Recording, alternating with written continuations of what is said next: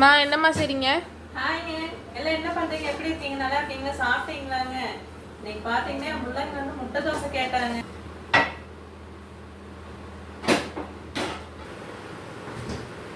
முட்டை எடுத்துக்கலாங்க. 3 முட்டைங்க.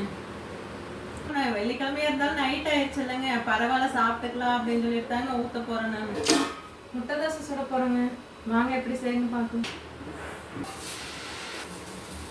முட்டை வந்து உடச்சு ஊத்திக்கலாம்.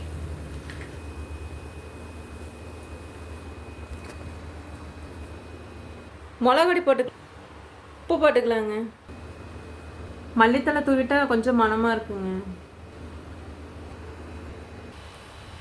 தோசை திருப்பிக்கலாம். முட்டை தோசை ரெடிங்க. வெங்காய சட்னிங்க, தேங்காய் சட்னிங்க. முட்டை தோசை ரெடி. பாய்ங்க.